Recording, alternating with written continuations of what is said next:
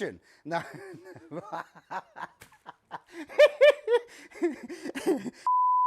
Hi guys, welcome back to Kit Car Direct and MK Sportscars. Well, we're going to dive into the workshop in a minute and have a look around and show you what's been going on with Project Greg and Charles and a few other bits with chassis and wiring, etc. as well. But first of all, I want to speak about magazines. The Complete Kit Killer magazine's probably hit his doorstep if you already subscribe to it, no doubt already. But in here, there's a nod in here to the CKC track day here, which is on the 29th of August. Now, some of you may have seen popped up that the Stoneleigh Kit Car Show is going ahead. We'd already committed to the CKC track day, which I've got to be honest, I'd rather be on track than standing around in the show. Ground for 2 days, watching static things. I prefer the driving of the cars and everything else as well, which is what we'd already committed to with Adam. So we will be attending that event. There's normally a good showing. We was there last year. There's probably 40 or 50 cars there. So maybe that's if you're not going to Stoneleigh and you're up in near Blighton Park on the 29th of August, you can pop your head in there and have a look at us and other cars that are going around as well. So what we're going to do though, we're going to jump into, first of all, Striker. So we've got this Striker in here, which you may have seen a couple of weeks ago. We're doing a few bits and bobs on it now, and it is for sale, chaps. 7995. It's a 2 litre Z-Tech, 160 plus horsepower, 5-speed box. I mean, it's cheap, very cheap, I would say, for the type of car and the amount of money that's been spent on it with Northampton Motorsport handling. Geo has been done with them and all the throttle bodies and the dyno and everything else. I mean, it's a nice little package. Under the hood here, you've got a nice little. We're just going to be changing the. A master cylinder on this, which is doing a rebleed and putting a new wheel master cylinder because it's a bit soft, the pedal, so we're going to change that as well. But you've got throttle bodies on here, Genvs, silver top Z-Tech, on Omex management. So a real tidy little package. And of course it's got the screen, the doors and everything else, so you can pop all them off if you wanted to it. As a track day toy, this will suit both criteria as a road car, or you can pop the doors off and then lighten it a bit on track. So if you're looking to get into the kit car scene and maybe it's your first or second or an upgrade to a little bit more horsepower, this Striker's for sale. So hook us up on a phone call, email, etc. or Facebook message if you want. Right guys, next up we've got a lovely little intro in from Neil over at the other workshop, taking out the S2000 car that went for its IVA the other week to give you the insight on how that drives.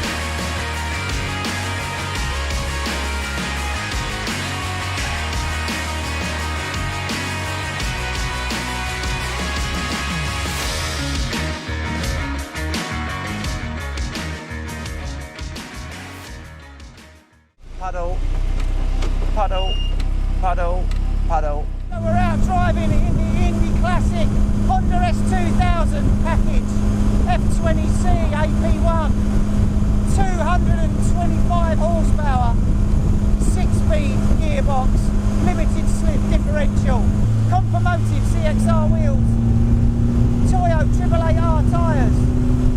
This is a fire-breathing monster.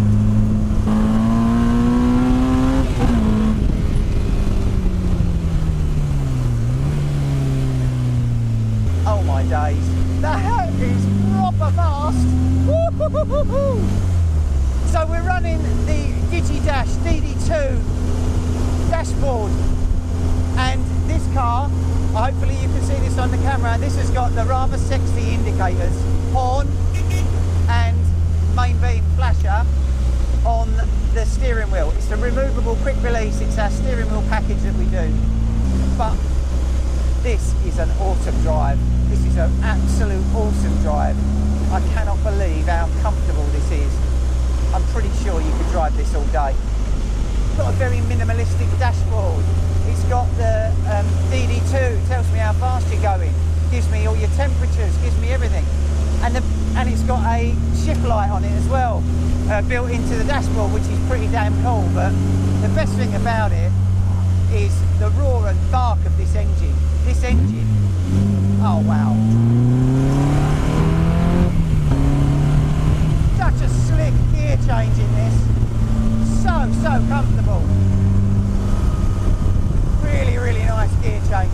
Smooth, close ratio. The ratios are mega. What's really good about this is that if you like the noise of a bike engine, the bark in this car is just amazing. It's absolutely bonkers. So addictive. There's no induction noise. This time it's exhaust note, and it's right by my ear. That Honda engine is just mega. It really is. I know that it's got a lot of torque and a lot of power and that in it, but you're just getting in one of these cars. It's great. 6-speed gearbox, very, very nice and tight, very close to your hand. You know, I can change gears super quickly and super easily. I got accused of being a Wendy by somebody recently, which basically translates to somebody who doesn't like an aero screen and wind in your face. Well, I'm driving this now with our new Blade aero screen, and I have to say it is keeping a lot of the air right out of my face. The only reason why I've got this hat on and I look stupid with it back to front, I'm slightly worried about losing the hairline, to be fair. This has got a Ford differential in it, and I have got to say this is so quiet, it is like a church mouse. I'm short shifting through the gears, you don't need to rev it up to oblivion. It's so much torque in it. So where are we at in summary? The Indy with a Honda S2000 F20C engine is a great little package. Actually, considering that engine's supposed to be quite big and the gearbox is quite bulky, it doesn't feel like it's a heavy car.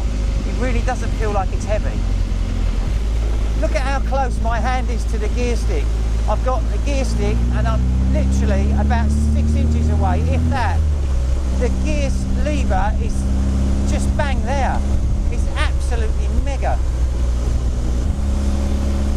Everything's very minimalistic in here. It's just great. I can see what speed I'm doing. I can see what revs I've got. I can see the water temperature and oil temperature. That DigiDash is brilliant for that. And it's such an easy drive. I can't believe how easy it actually is. What's nice is that you can drive it in 6th gear, 30 miles an hour, and then just put your toe down. And it just comes on song. I mean, that goes up to the speed limit rather rapidly, to be quite honest with you. But what a great package. Even though I'm open to the elements, I feel a bit safer with the cage and this Blade aero screen. I mean, I can't feel the wind until about here. So if I'm sitting at the back, I'm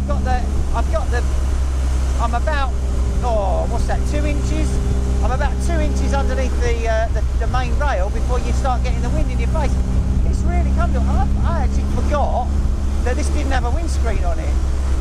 So for those people out there that call me a Wendy, I don't mind this Blade aero actually, to be fair.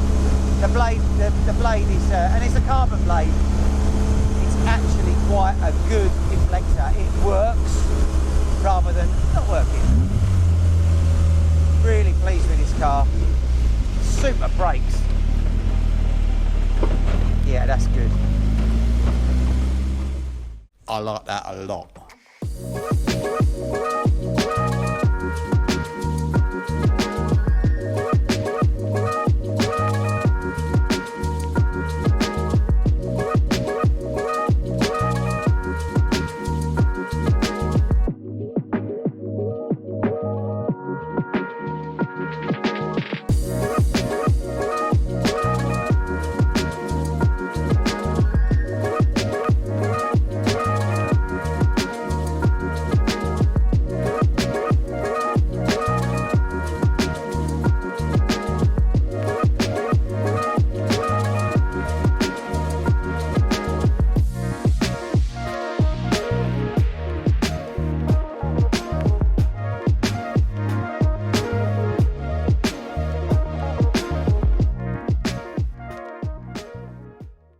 if you like what you see and you're into your kit cars, guys, then why not subscribe to our channel?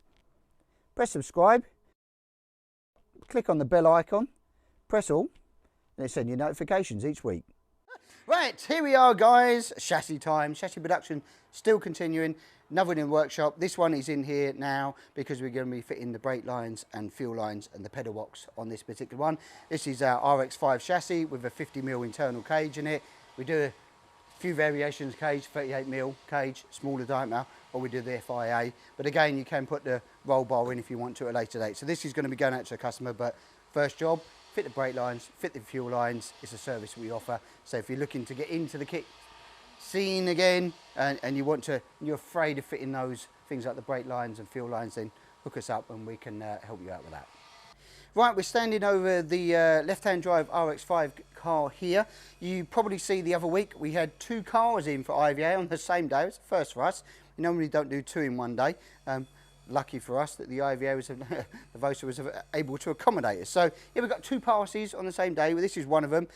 We're now just going ahead. The customer wants fitted a windscreen, the wipers, the washers and the doors now, because he's going to do a bit more touring than originally what the car was going to be done for. So we've just fitted all that in, and you've got things like, you'll see them here. I haven't fitted the wipers, but we'll flick them on. You can see they're moving round. Off and on. They've got intermittent on them as well. So we run the wipers onto there. That will fit the screen and the doors. That will be finished probably by tomorrow, I reckon. Now that should be finished. And then we'll finish buttoning this car up. It's got some nice carbon stone guards going to be going on as well. These are our nice quality carbon stone guard protectors that will fit on there. Basically, I think the contrast looks good actually. Really good. Quite like that. Gives it a little bit of protection. So both of these are done. We're just waiting for registrations now and a few little tweaks and upgrades on this one, as same as on the S2000 car that we're going to talk about in a bit. Right guys, we're standing over here. What we're at? We're at hashtag Project Greg. Quite a bit has gone on in the last sort of week, really. We've been tackling the car. We've got Joseph and Dylan here working on it. What's gone on? Well, we'll start at the front because it's easier. Quite a bit this week, actually. Nose cone is all fitted. The nice little clear lens carbon effect indicators in. The honeycomb grille has gone in as well. Headlights are all fitted and on as well. They're under there, hiding under the covers. We saw the exhaust system and etc. last week, but throttle bodies have gone on, and Joseph's been tackling the wiring. You may have seen some things on the social, tackling the wire, modifying the Hayabusa standard loom for the ECU that we use. The guy's now fitting in a gear lever linkage which hooks up to the billet gear lever here. So it's going to have a flat shifter system on it as well. I'm going to scoot around this side, it'd be easier. It's going to have a flat shifter in it as well for the upshift, so which is what they're wiring in.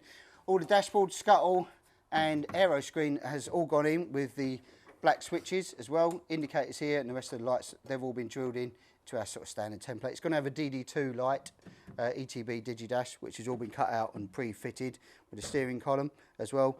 Centre tunnel has been fitted, but it's on the shelf over there. We've dry mocked and fitted that all up. The carbon rear arches have gone on. The rear tub has gone on from last week.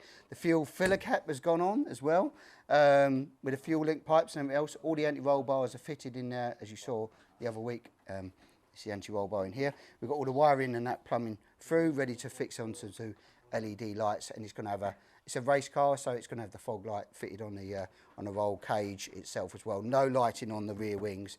These may take an impact maybe, so we don't put any electrics in the corners on here and here. We put it all onto the roll cage as well. So side panels all final bonding, but I've got to say, when I first fitted the blues, that always a bit plain, but as soon as you started bolting on the carbon and the carbon aero screen, carbon dashboard, carbon rear wings, and of course the gorgeous, we love this, the carbon silencer, that's all gone on today. With the exhaust bracket as well. As soon as you tied it in, this car is starting to look amazing. I'm super happy.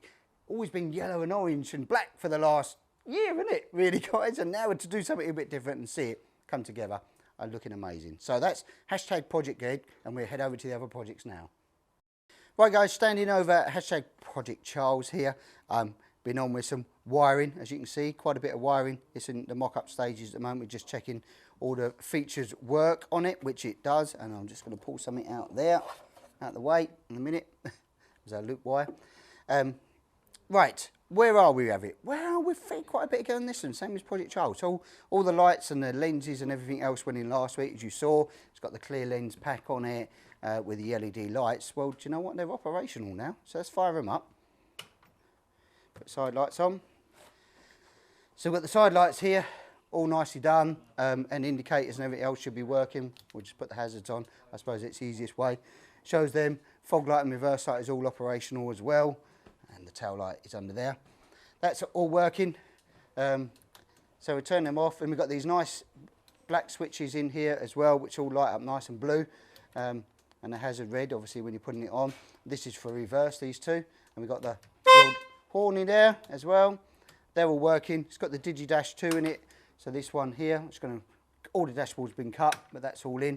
So we've got the Digi 2, which shows everything from, it's great little kit, oil temperatures, pressures, everything else, all your warning systems, indicators, all your IVA compatible stuff that you need for all your lights and lenses and everything else, that's all in. So all the headlights and all that, these are all pre-wired up, these are all working, we've just got to finally bolt them up. So all the electrics are really done now, and it's just start a case of buttoning all that wiring up, tidying it up and running it in all conduit under the dashboard here, neat and tidy. So it's not far away from looking at, sort of not far from firing this up really now, because it's running the MBE, so we're just trying to splice the MBE in with our stock loom and run it in with a Digi-Dash 2, because it runs slightly different sensors, but high powered booster as we know. So yeah, it's cracking along with that. All the electrics near enough buttoned up now, and all the flat shifter, that's the last thing to wire in next on the steering with the paddles as well. So that's coming along quite nicely. We have mucked up all the wing stays and everything else here. They're not on the moment. We don't do that till the last knockings really, because you keep walking into them and it hurts. So that's why we don't do it. No other reason, but they're all mocked up and ready to go as well. Right, just over here in the fab area, as you know guys, we took over the Striker project, Phoenix and the Falcon, essentially the same chassis. We've been cracking on with this behind the scenes, mocking up the first, sort of tacking in the first chassis. We've got quite a bit done, main base section, all the centre tunnels in, got the pedal box coming together as well, and all the front suspension and all of those geometries, and making new jigs as we go along.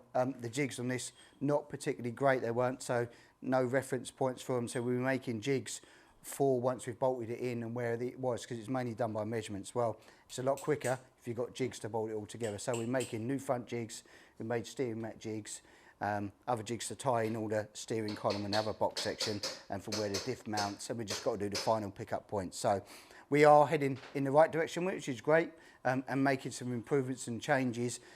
Just the way it fits together, these pickup points and the top mounts has been changed with a gusset, mainly to strengthen it as well. We've tied in some other bars as well that's going to be changed. These pickup points have been moved a slight bit just to give it a bit more caster.